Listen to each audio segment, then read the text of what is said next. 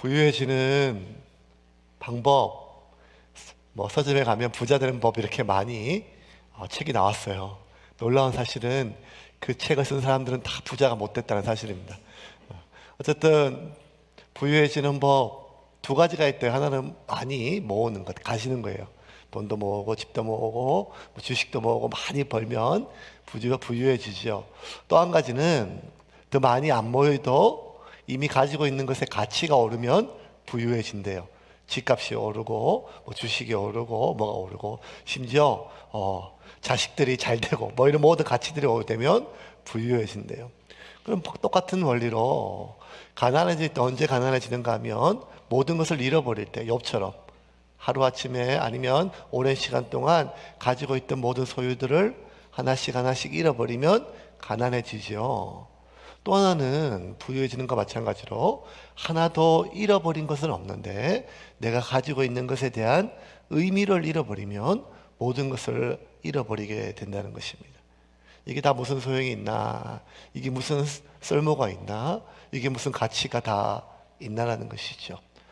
스스로 자신의 삶을 멈추려고 마음을 먹는 사람들은 어쩌면 내가 감당할 수 없는 외부의 그 어려움이 다가와서도 그런 마음을 먹지만, 더 많은 사람들이 왜 그렇게 스스로 자신의 삶을 멈추려고 하는가 하면 이미 내가 살아갈 의미를 잃어버리면 내 안에서 내가 그동안 무언가 바라보고 기대고 희망을 갖고 느끼던 많은 것들에 대해서 하나 둘 그 모든 것에 대해서 차츰차츰 의미를 잊게 되면 더 이상 살아갈 힘도 그리고 의미도 없게 되지요. 이게 다 무슨 소용이 있나? 이게 다 무슨 소용이 있나? 이런 마음이 들지요. 우리 사실 참 내 마음을 다하고 마음을 주고 또 내 모든 시간과 모든 노력을 쏟았음에도 불구하고 어느 순간 그 열매가 아무것도 없는 것이라고 느껴질 때 그것만큼 허무한 것이 어디 있겠습니까? 내 모든 것을 쏟아 놓았던 가장 소중한 자식이라 할지라도 어느 순간 아이고 이게 다 무슨 소용이 있었나 하는 생각이 들지요. 자식뿐만 아니라 평생을 사랑하고 섬기고 사랑하지 않았다 할지라도 내가 의무를 다했던 부부라 할지라도 어느 순간 이게 내가 무슨 다 소용이 있나라고 하는 생각이 들지요. 가족뿐만 아니라 직장도 마찬가지입니다. 직장도 우리가 월급 때문에 일하는 것도 있지만 애정을 가지고 열심을 가지고 최선을 다했지만 어느 순간 돌아보면 이게 결국 다 무슨 소용이 있나. 교회도 마찬가지가 아니겠습니까? 어쩌면 그것이 사람이든 조직이든 무엇이든지 간에 한때 진짜 내가 내 마음을 주고 내 모든 것들을 쏟아 놓았는데 어느 순간 돌아보면 아무것도 아닌 것처럼 느껴지는 순간 우리 마음속에 정말 깊은 거절, 배신 이런 것보다 더 뒤에 찾아오는 힘든 건 되게 뭔가 하면 의미를 잃어버리는 거예요. 공허해지는 거예요. 공허해지는 거예요. 이게 다 무슨 의미가 있나. 빅터 프랭클린이라고 하는 사람이 있어요. 죽음의 수용소라고 하는 아주 유명한 책이 있는데 세계 제2차 세계대전의 유대인으로서 또 정신과 의사지만 수용소에 갇혀서 수많은 죽음들을 목격하고 끝까지 살아남아서 지은 책이에요. 죽음의 수용소. 근데 그 책에 많은 사람들이 어떻게 당신은 살아남았나? 남들보다. 빅터 프랭클린이 자신이 끝까지 마지막까지 살아남은 것은 남들보다 강한 체력, 어떻게든지 빵 한 조각이라도 더 먹으려고 하는 그 지혜, 아니면 사람들과의 관계 속에서 관계 이런 것이 아니었다는 거예요. 자기가 마지막까지 살아남을 수 있을 때 힘은 무엇인가 하면 참 희한하게도 면도였대요. 면도. 그 상황 속에 뭐가 면도할 수 있는 면도칼이 있었겠어요. 면도 크림도 없죠. 아무것도 없음에도 불구하고 유리 조각 하나를 찾아서 어떻게든지 살을 베면서까지 매일매일 면도를 하면서 애를 쓴 이유는 한 가지밖에 없대요. 내가 사람처럼 보이려고. 남들에게 아니라 내 자신에게. 사람처럼. 짐승보다 못한 대접을 받는 상황 속에서 서로가 서로를, 그리고 자신을 점점 사람 이하의 존재처럼 느껴지는 순간에도 마지막 순간까지 그 유리 조각으로 그 거친 피를 내면서까지 매일 면도를 하면서 계속 스스로 나는 사람이다, 나는 사람이다, 나는 사람이다 그러면서 그가 죽어가는 수많은 사람들을 봤을 때 사람들을 죽이는 것은 벌레 하나 먹을 수 없을 만큼 그 굶주림보다 뼈가 뚫리고 살을 면도칼로 에이는 같은 그 칼바람 같은 추위보다 정말 사람들을 죽이는 것은 무엇인가 하면 의미를 잃어버리는 공허감, 무의미라고 하는 것입니다. 그래서 오랜 시간 동안 그 수용소에 살아남았을 때 누가 죽을지, 누가 살지, 그리고 누가 오래까지, 누가 곧 살아있지만 죽을지가 판명이 나는 것은 그 사람의 영양 상태나 눈동자가 아니라 그 사람의 얼굴에, 말에, 그리고 눈빛에 나오는 삶의 의미라는 거예요.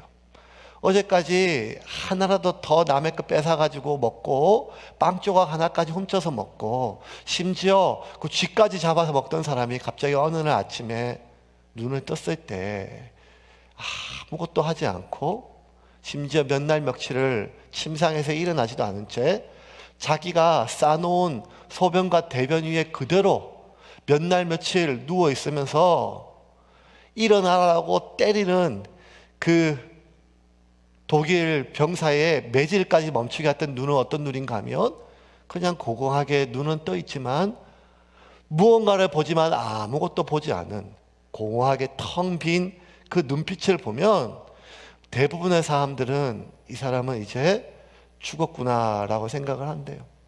그리고 자신이 쌓아놓은 소변과 대변에 그대로 몇 날 며칠 누워 있으면서도 손가락 하나 까딱하지 않고 그대로 누워있는 사람을 봤을 때 그 공허한 눈빛을 보면 그렇게 무자비하게 내려치던 독일 군병의 매질까지도 그 눈빛이 멈추게 한다는 것입니다.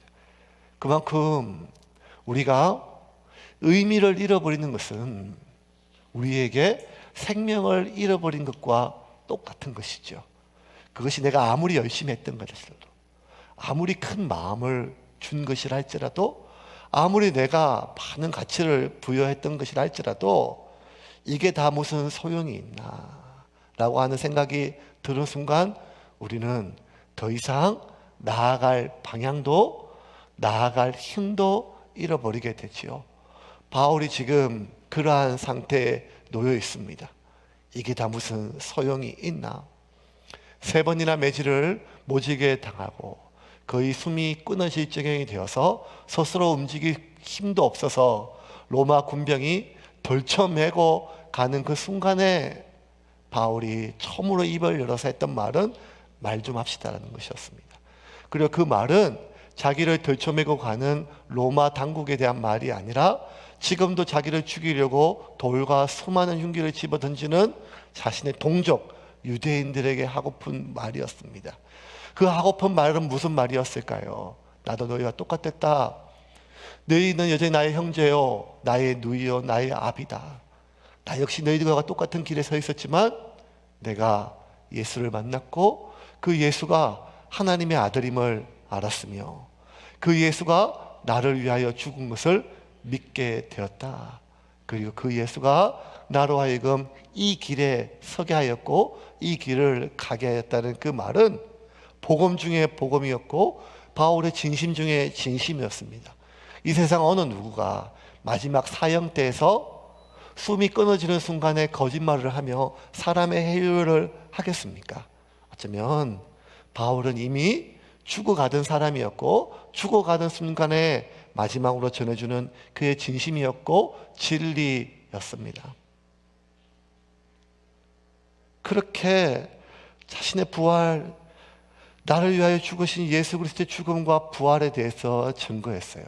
바울은 내가 그렇게 눈이 어두워져서 스스로 보지 못하고 이끌려서 갔는데 하나님의 사람 아나니아라고 하는 사람이 나에 대하여 말을 해주고, 주님이 나를 택하시고 그분이 나를 예수의 증인으로 삼았다는 것을 알려주었다고 그들에게 이야기했습니다. 우리 14절과 15절 한번 보겠습니다. 14절 15절입니다. 같이 읽겠습니다. 그가 또 이르되 우리 조상들의 하나님이 너를 택하여 너로 하여금 자기 뜻을 알게 하시며 그 의인을 보게 하시고 그 입에서 나오는 음성을 듣게 하셨으니 내가 그를 위하여 모든 사람 앞에서 내가 보고 들은 것의 증인이 되리라. 아나니아의 입에서 나온 말은 놀라운 말이었습니다. 네가 하나님을 택한 것이 아니라 하나님이 너를 택했다는 것입니다. 여러분, 이것이 여기 우리에게 소망이 있습니다. 내가 오늘 이곳에 나온 것이 아니라 하나님이 나를 부르신 것입니다. 상황이 열려서 이제는 될 것 같아서 혼자 예배드리기 답답해서 그래서 내가 물어쓰고 나온 것처럼 느껴지지만 맞지요? 맞습니다. 하지만 그럼에도 불구하고 하나님이 나를 부르셨다는 것입니다. 누군가의 권유로 교회에 나오게 되고 오랫동안 설교를 듣다 보니 나도 모르게 무언가 존재가 느껴지고 믿어진 것이 아니라, 그래서 내가 하나님을 붙잡은 것이 아니라 그냥 내 힘으로는 살 수가 없고 지금 상태로는 내가 버틸 수가 없고 뭔가 지푸라기 하나라도 도움이 간절히 필요한 순간이라서 그때 내가 하나님을 알아서 하나님을 붙잡고 기도를 붙잡고 설교를 붙잡고 찬양을 붙잡고 누군가를 붙잡으며 옆에 있는 권사님 집사님을 붙잡았지만, 성경은 명확하게 이야기합니다. 네가 잡은 것이 아니라 내가 너를 잡았다는 것입니다. 네가 나를 찾은 것이 아니라 내가 너를 불렀다는 것입니다. 이것이 바울의 고백이었습니다. 어쩌면 바울은 하나님과 가장 멀리 떨어진 사람이었는데, 그리고 더 멀리 나아가던 사람인데, 그 나아가던 그 바울을 하나님이 택해서 여기로 부르셨다는 것이었어요. 이게 바울의 고백이었습니다. 그리고 그 예수의 증인으로 날 삼았다는 것입니다. 그런데 이것만으로 그 성난 군중을 잠재울 수 없는 고백입니다. 왜냐하면 그 성난 군중들이 화가 난 것은 네가 짐승만도 못한 이방인의 거룩한 성전에 데려오지 않았느냐, 그 이유였습니다. 어떻게든지 바울은 네가 어떻게 저 거룩한 성전에 저 부정한 이방인을 드리느냐, 하나님을 업신여기느냐 하는 것이 유대인들의 그러한 분노의 이유였죠. 그래서 바울은 내가 이방인을 유대인에게 데려오지 않았다, 아니 이 성전에 데려오지 않았음을 변명하거나 항변하지 않고 오히려 더 나가서 뭐라고 얘기하는가 하면, 아니 하나님이 나를 이방인으로 보내셨다, 맞다, 하나님이 나를 이방인으로 보내시고 그 이방인도 하나님의 자녀가 될 수 있다, 더 사람들을 분노케 하는 말들을 하였습니다. 그 다음 구절 한번 볼까요? 18절과 21절 같이 읽겠습니다. 봄에 주께서 내게 말씀하시되 속히 예루살렘에서 나가라. 그들은 내가 내게 대하여 증언하는 말을 듣지 아니하리라 하시거늘 나더러 또 이르시되 떠나가라. 내가 너를 멀리 이방인에게로 보내리라 하셨느니라. 예수의 증인이 됐던 것은 아나니아 입을 통한 하나님의 말씀이었고, 지금의 말씀은 이방인에게 직접 나아가라고 하는 이 말씀은 바울이 예루살렘에 기도하는 중에 직접 들었던 하나님의 말씀이었습니다. 더 명확한 말씀이었어요. 너는 이방인으로 나아가라. 이방인 때문에 바울을 죽이려고 했는데 바울이 오히려 더 이방인이라고 하는 말을 더 강조하고 이방인에게 나아갔다는 말을 더 강조하자 듣던 군중들은 더 이상 참지 못하고 옷을 찢고 티끌을 날리며 바울을 더 죽여야 된다, 저놈은 절대로 남겨둘 수 없다고 소리치면서 분노를 하였습니다. 22절과 23절입니다. 같이 읽겠습니다. 이 말하는 것까지 그들이 듣다가 소리질러 이르되 이러한 자는 세상에서 없애버리자, 살려둘 자가 아니라 하여 떠들며 옷을 벗어 던지고 티끌을 공중에 날리니. 우리 한민족은 너무너무 가슴이 아프고 너무너무 억울하고 너무너무 화가 나면 어떻게 하는가 하면 가슴을 쳐요. 아이고. 예. 너무너무 화가 나면. 착한 민족이에요. 화나게 한 사람 얼굴을 때려야지 왜 자기를 치는지 모르겠어요. 그만큼 착한. 그래서 화를 이렇게 때려야 되는데 이렇게 치니까 대한민국의 대부분의 사람들은, 우리 어르신들은 화병으로 죽었어요. 화병으로. 아이고, 자식이 잘못해도 자식을 못 때리고 나를. 아이고. 이게 가장 분노의 표현이었어요. 근데 히브리인들은 가장 화가 났을 때 어떻게 표현하는가 하면 옷을 찢었어요. 네, 옷을 찢었어요. 그거 꾸미느라고 많은 아낙네들이 고생을 했어요. 그리고 티끌을 죄를 날렸어요. 이게 최고의 분노의 표현이었어요. 옷을 왜 찢었을까요? 예, 살을 못 찢으니까 옷을 찢었겠죠. 내가 이 몸을 찢을 만큼 지금 분노한다는 말이죠.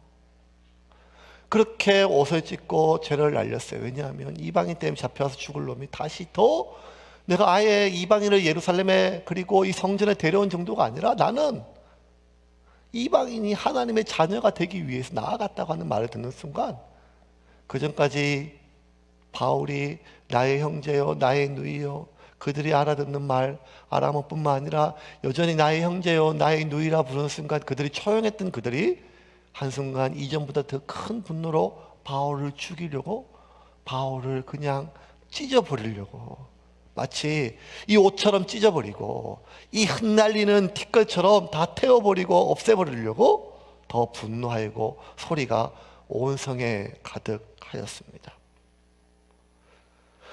바울은 이미 몸이 다 망가져서 스스로 걷지도 못할 정도로 덜쳐매고 하는 그 상황에서 지금 바울이 모든 사람들에게 하는 말은 마지막 진액을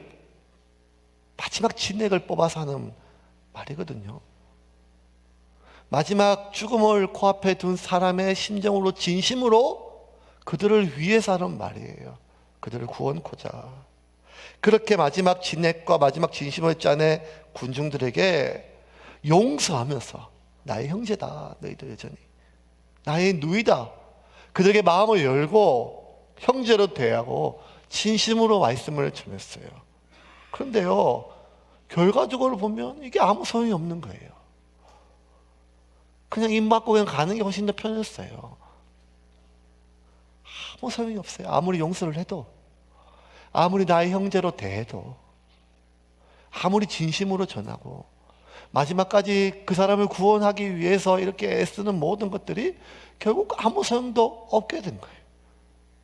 아니, 되돌아보면 바울이 성전에 들어간 것도 처음부터 예수 믿는 형제들의 오해를 풀기 위해서 결례를 행하기 위하여 갔잖아요.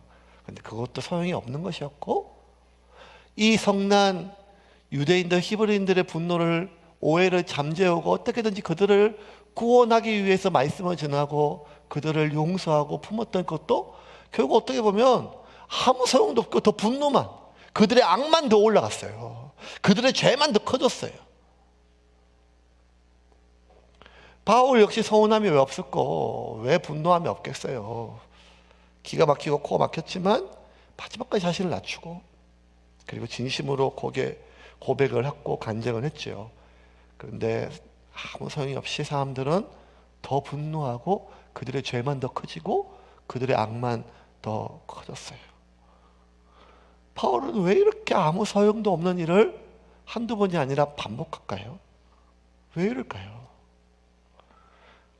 아니, 하나님은 왜 바울에게 이렇게 아무 소용도 없는, 쓸모도 없는, 오히려 더 상황을 악화시키는 그 일로 자꾸 바울을 몰아가실까요? 왜 시키실까요?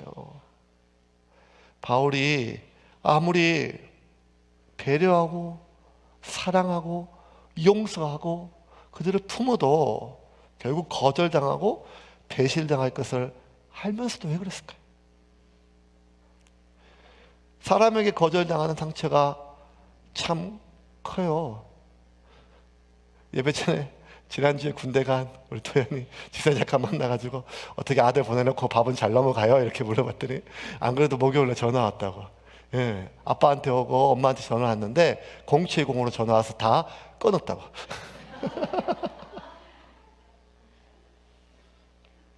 제가 어떡하냐, 그거 어렵게 전화했을 건데 못 받아. 나중에 통화가 돼서 이제 얘기했겠죠. 해가지고 그 전화 한번 하려고 해서 눈치 보겠어요. 근데 전화했는데 070 무조건 끊어야죠. 요새 워낙 그 많으니까요. 그 다 끊어야죠.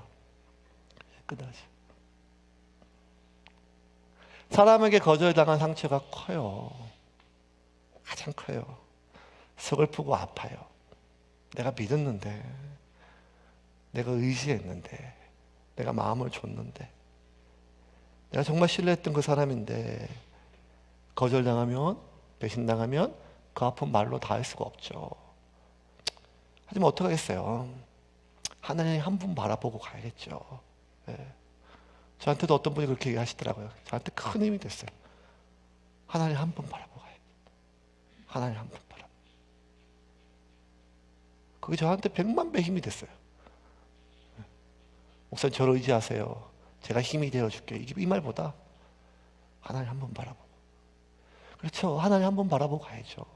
그래서 바울도 그 첫 번째 이유, 하나님 한 번 바라보고, 그 예수님이 첫 번째 이유, 그 처음의 이유로 30년 동안 이 길을 계속해서 갔거든요. 하나님 한 번 바라보고, 하나님 한 번 바라보고. 그런데 그 하나님 한 번 바라보기까지 왔는데 어느 순간 그 하나님마저 나를 거절한다고 느껴지면 이제는 진짜 살 방법이 없어요. 그 하나님마저 나를 거절한다고 느껴지면, 이거는 무슨 사람한테 당하느냐 목사한테 당하는 이런 거절이 아니라 그 하나님께 내가 거절당했다는 것은 내가 참 이젠 더 이상 살 힘이 없죠. 다윗은 평생 하나님을 위해서 살았어요. 하나님 마음에 합한 자로 살았어요. 다윗은 하나님을 기뻐하며 하나님을 즐거워하며 사는 사람이었어요. 이게 하나님 보시기에 얼마나 기특한지 몰라요. 아니, 내가 준 걸로 기뻐하고 내가 준 걸로 즐거워하는 놈도 참 찾기 어려운데, 나 자신을 즐거워하고 나를 이렇게 기뻐하는 그 다윗이 얼마나 평생 하나님만 바라보고 살았어요. 그렇게 일평생 하나님을 위해 살고 하나님을 위해 싸우고 하나님을 위해 했던 바울의 가장 큰 소원은 뭔가 하면 역시 하나님이죠. 하나님의 집을 지어 드리는 거예요. 나는 이렇게 좋은 집에 있는데 나만 좋은 집에 있는 것 같아서 너무 미안해서 하나님의 집을 짓기 위해서 다윗은 늘 하나님의 언약궤가 있는 그 허름한 천막 안에 밤을 지새우면서 많은 것들을 모았어요. 여러분, 세상에서 가장 욕심이 많은 게 왕이에요. 모든 게 자기 거라면서도 더 욕심이 많아서 하나같이 자기를 위하여 자기 후손들을 위해서 모으는 게 왕인데, 다윗은 그렇지가 않고 하나님의 집을 위해서 하나하나 준비하였어요. 그 금과 은과 철뿐만 아니라 나무를 뭐든지. 여러분, 우리가 가장 소중한 존재가 어떻게 생각이 되는가 하면 어디 가서 참 좋은 거 맛있는 거 먹으면 요거 얘 같이 먹으면 좋겠다 하는 사람이 있으면 그 사람 가장 소중한 거예요. 어디 같이 그거 참 내가 좋은데, 이게 참 구경이 좋은데 이거 참 같이 보면 좋겠다 하는 사람, 그 사람 내가 가장 소중히 여기는 사람이에요. 예. 다윗은 어디 가서 좋은 나무를 보면 이거 참 하나님 집 지으면 좋겠다, 좋은 재료와 무엇을 보면 다 그런 마음이었어요. 그렇게 준비가 다 끝나서 하나님의 집을 이제 짓겠습니다 했을 때 하나님이 거절하셨어요. 역대상 28장 2절 3절 같이 보겠습니다. 같이 읽겠습니다. 이에 다윗 왕이 일어서서 이르되 나의 형제들 나의 백성들아 내 말을 들으라. 나는 여호와의 언약궤 곧 우리 하나님의 발판을 봉안할 성전을 건축할 마음이 있어서 건축할 재료를 준비하였으나 하나님이 내게 이르시되 너는 전쟁을 많이 한 사람이라 피를 많이 흘렸으니 내 이름을 위하여 성전을 건축하지 못하리라 하셨느니라. 이게 너무너무 다윗이 아팠어요. 다윗의 존재를 거절하는 거예요. 나는 피를 많이 흘렸다는 거예요. 피 묻은 손으로 너의 손으로 지은 집에 나는 거하지 않겠다는 거예요. 바울이 너무 기가 막혔어. 왜냐하면 하나님 그 피 하나님 때문에 흘렸잖아요. 여러분, 우리가 성경 공부를 하고 어성경 이런 거 해보면 이 당시의 모든 전쟁은 신들의 전쟁이에요. 아말렉, 블레셋, 유대인들 각각 자기가 믿고 섬기는 신들의 이름을 들고 나오는 전쟁이에요. 다윗의 모든 전쟁, 대부분의 전쟁은 하나님을 위한 전쟁이었어요. 하나님의 이름을 걸고 한 전쟁이었으니까요. 여호와의 이름이 땅에 떨어지지 않고 하나님의 이름이 높임받기 위하여 했던 모든 전쟁이에요. 전리품 하나 손대지 않고. 다윗은 평생을 하나님을 위해 살았고 하나님을 위해 싸웠어요. 하나님을 위해 피를 흘렸어요. 수없이 날라오는 화살과 창들과 그 수많은 무기들 속에 오직 하나님 한번 바라보고 내가 여호와를 의뢰하여 적진에 뛰어드나이다 이렇게 고백하면서 여호와는 나의 산성이요 나의 방패시요 나의 요새시요 나의 구원의 뿌리시요 평생을 그런 나를 하나님이 좋아하는 줄 알고 나를 기뻐하는 줄 알고 내가 지은 집에 하나님이 기뻐하며 거하실 줄 알고 모았어요. 얼마나 좋아하실까 하나님이. 그런데 모든 분량이 끝났을 때 하나님 이제 지을게요 하니까 하나님이 뭐런가 하면 네 손으로 지은 집에 내가 안 거하겠다. 너네 집에는 내가 안 간다. 왜? 네 손에 피가 많이 묻었으니까. 이 말에 다윗이 얼마나 마음이 무너졌을까요? 내가 지금까지 이렇게 모아둔 게 무슨 소용이 있나? 지금까지 내가 이렇게 당신의 이름으로 싸워온 것이 그 모든 싸움이 무슨 의미가 있나? 모세도 마찬가지였어요. 하나님 명령으로 시작한 일이에요. 그 수백만 명의 그 억세고 거친 히브리 민족들을 400년 동안 노예로 살았으니까 얼마나 그 근성이 거칠었겠어요. 험했겠었겠어요. 그 사람들 이끌고 가는데 온갖 욕을 다 듣고 원망과 모든 걸 다 들었어요. 진짜 모세가 암에 걸리지 않은 것은 하나님의 은혜 같아요. 그래도 모세가 간 것은 하나님 때문이거든요. 하나님이 이 백성 이끌고 가라고 했으니까요. 하나님 때문이거든요. 모든 사람들이 이렇게 원망해도 하나님께 하나님 이 백성 가셔야 됩니다. 데려가셔야 됩니다.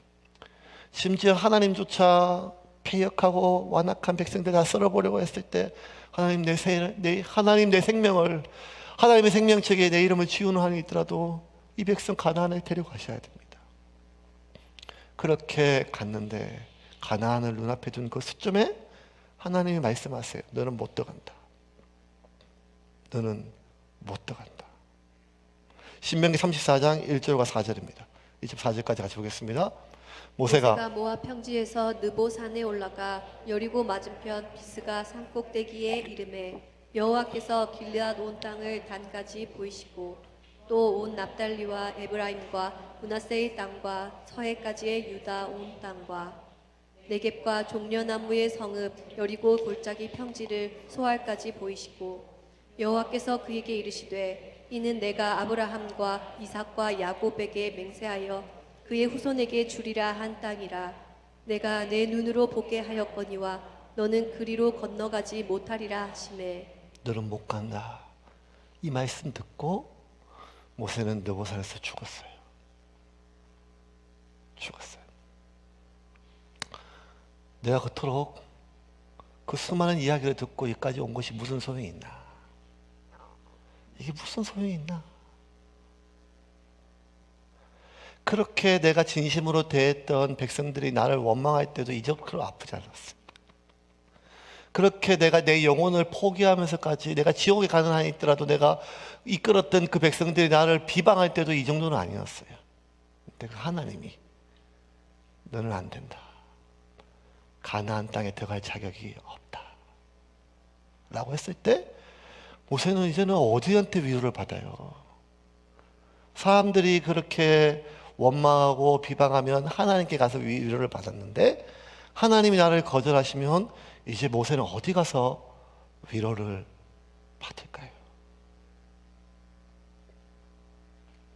그토록 간절하게 기도하고 매달렸는데 기도 응답이 없을 때 하나님 침묵하는 것처럼 느껴질 때 우리 하나님께 거절감을 느껴요.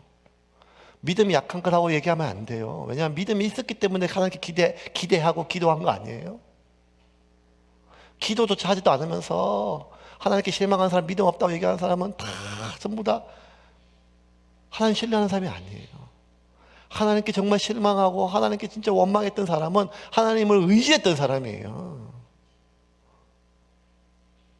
근데 그토록 하나님께 의지하고 하나님 진짜 이거 안 돼요, 하나님 도와주셔야 돼요, 그렇게 매달렸는데 하나님 침묵하실 때, 거절처럼 느껴질 때 어느 순간 그럼에도 불구하고 여전히 기도의 자리에 나와서 기도하는데 내 마음속에 이게 다 무슨 소용이 있나, 이게 다 무슨 소용이 있나, 이게 무슨 의미가 있나라고 느껴질 때 더 이상 앞에 나아갈 수가 없죠. 목사도 그렇지 않겠습니까? 진짜 말씀을 전하고 가르치고 양육했는데 어느 순간 돌아보면 참 사람은 그대로인 거예요. 아무것도 안 변했어요. 그러는 순간 아휴, 이게 기도하는 게, 아니 설교하는 게, 가르치는 게, 양육하는 게 무슨 의미가 있나라는 마음이 들 때 더 이상 나아갈 힘이 잃어버리게 되지요. 아무것도 변화가 안 돼요. 아무것도 바꿀 수 없어요. 말씀의 능력, 기도의 능력 그렇게 많이 설교했음에도 불구하고 도무지 변화되는 것이 없어요. 그래서 세상에서 가장 지혜로운 솔로몬은 전도서에서 이렇게 이야기를 했습니다. 1장 2절과 3절, 14절, 15절 보겠습니다. 전도자가 이르되 헛되고 헛되며 헛되고 헛되니 모든 것이 헛되도다. 해 아래에서 수고하는 모든 수고가 사람에게 무엇이 유익한가? 내가 해 아래에서 행하는 모든 일을 보았노라. 보라, 모두 다 헛되어 바람을 잡으려는 것이로다. 구부러진 것도 곧게 할 수 없고 모자란 것도 셀 수 없도다. 구부러진 것 하나 펴는 것도 안 된다는 거예요. 사람의 마음이 한번 구부러지면 그거 하나 펴는 것도 안 된다는 거예요. 다 헛되다는 거예요. 바울은 마지막 진해까지 쏟아내며 마지막 순간까지 용서하며 사랑하고 품었고 말씀을 전했던 받았음에도 불구하고 그 서운함과 분노를 누그러뜨리고 이해하고 용서하며 나의 형제 나의 누이로 대하며 마지막 진액을 쏟으면서 고백했던 진심에도 아무런 소용이 없이 분노하며 날뛰는 그 유대인들을 보면서 바울은 도대체 무슨 생각을 했을까요? 바울은 사랑의 힘을 믿었어요. 누구보다 믿었어요. 사랑은 오래 참고, 사랑은 모든 것을 믿으며, 사랑은 모든 것을 참으며, 사랑은 모든 것을 견디며, 사랑은 모든 것을 이긴다. 그래서 동족이 자신을 어떻게 대해야 하는지 간에 바울은 동족을 사랑하면서 끝까지 사랑했었어요. 왜? 사랑의 힘을 믿었으니까요. 바울은 말씀의 능력을 믿었어요.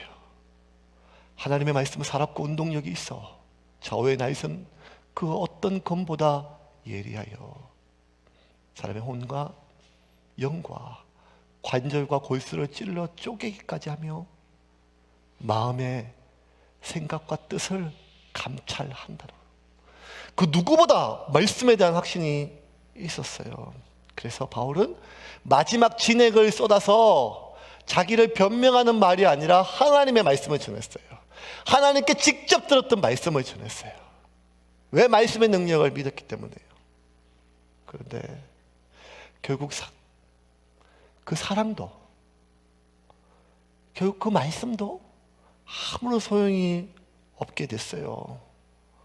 바울의 사랑은 짓밟혔고 바울이 전한 하나님의 말씀은 유대인들이 공중에 흩날린 티끌것처럼 그 티끌과 같이 사방으로 날릴 뿐 그 어떠한 하나님의 말씀도 한 사람의 귀에 마음에 닫히지 않고 안착되지 못한 채 다 사라졌어요. 왜 하나님은 아무도 받지 않는 이 사랑을 자꾸 바울에게 하게 하실까요?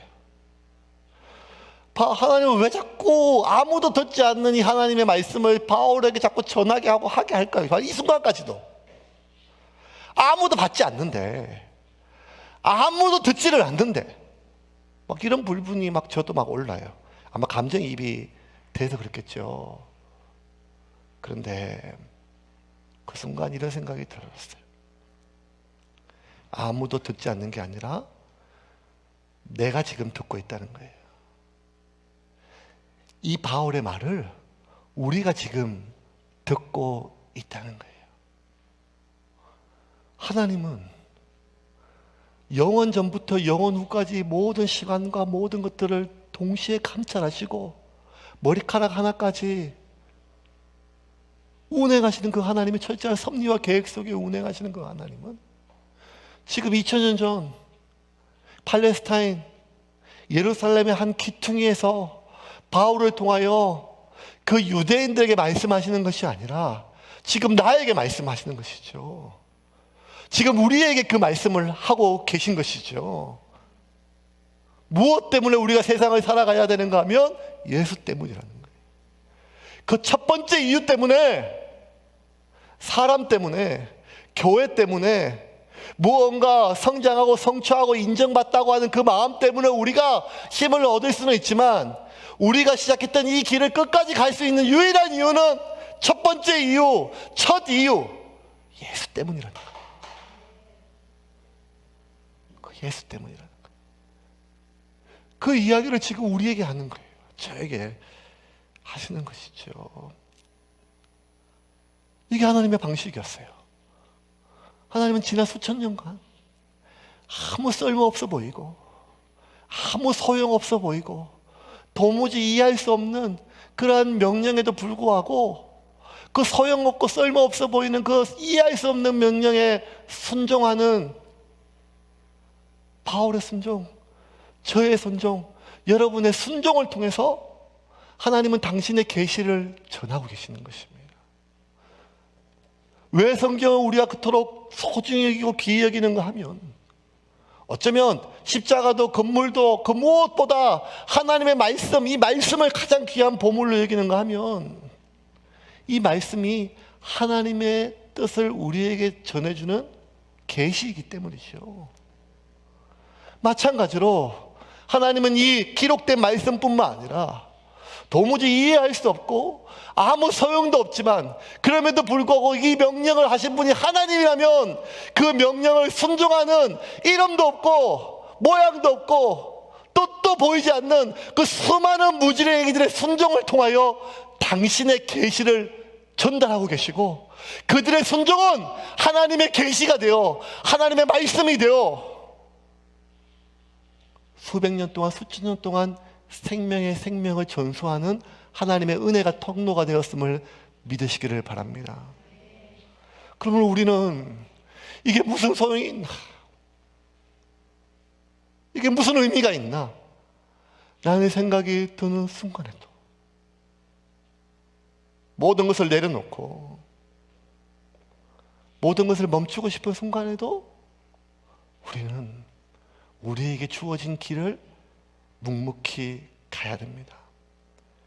교회는 교회의 길을 가고, 목사는 목사의 길을 가며, 성도는 성도의 길을 가고, 아비는 아비의 길을 가며, 어미는 어미의 길을 가고, 형제는 형제의 길을 가야 됩니다.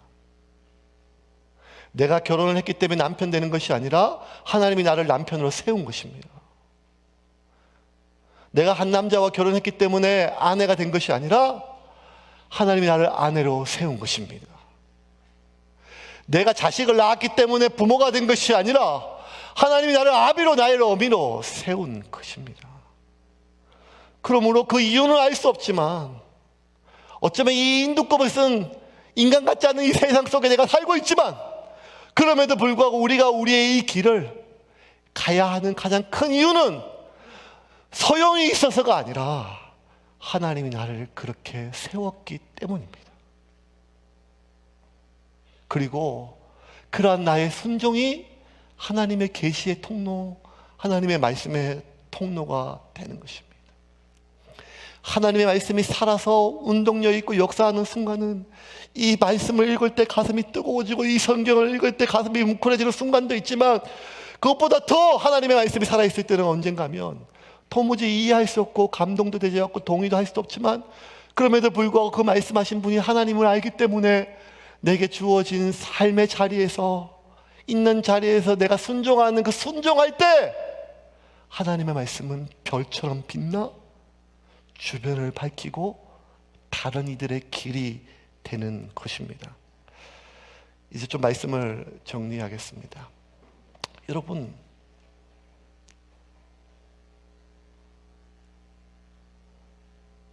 우리에게 주어진 길을 가야 돼요.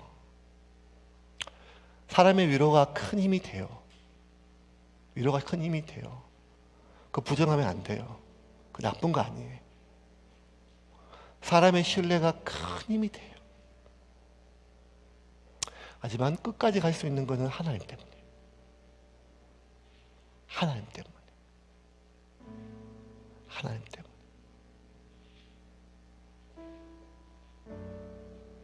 다윗 성전 못 짓고 죽었어요. 모세 가나안 땅 못 밟고 죽었어요. 아무런 상관도 없는 한민족 2000년 뒤에 태어난 저 같은 사람도 예루살렘을 2번이나 밟아봤는데, 모세는 가나안 땅에 한 번도 못 봤어요. 못 밟았어요. 다윗은 평생을 성전을 바라보고 준비했는데, 꿈꿔왔는데, 다윗은 성전 보지도 못했어요. 얼마나 억울할까요? 구약을 잘 공부하다 보면 북이스라엘과 남유다가 나눠졌는데, 북이스라엘 왕과 남유다의 왕이 하는 짓이 거의 똑같아요.